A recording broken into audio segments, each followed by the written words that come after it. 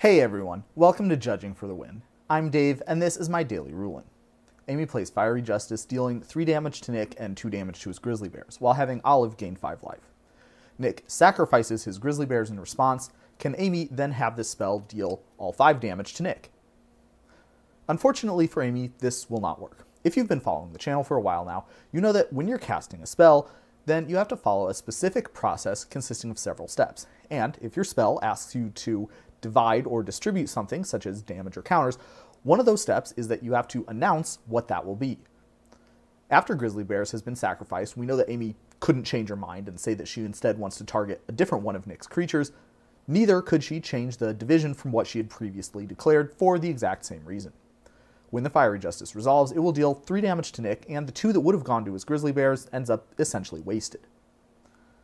This rule does not apply to cards like this Fireball here. Notice that it doesn't ask its controller to choose a distribution of the damage. Rather, it divides the damage evenly.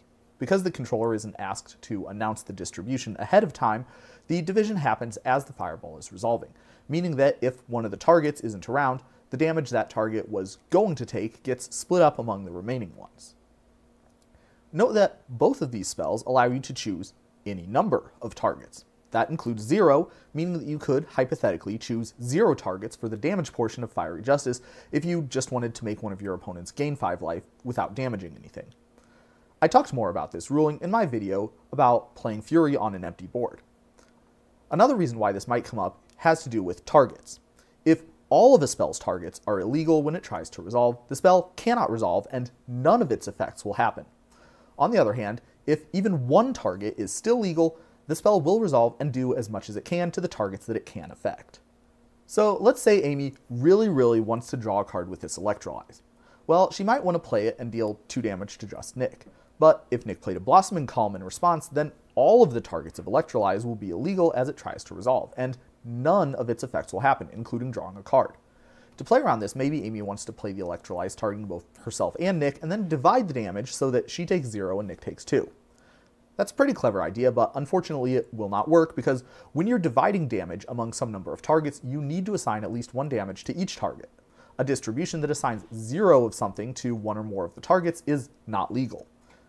The next best thing would be if Amy just chooses no targets and only draws the card without dealing any damage.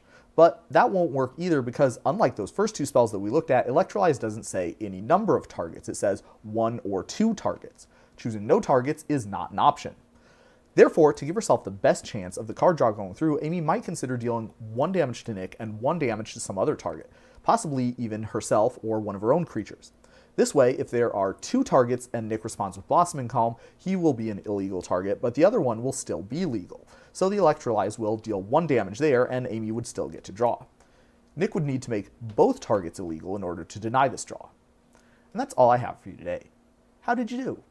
Join me again next time for another daily ruling. Until then, I hope you have a great day.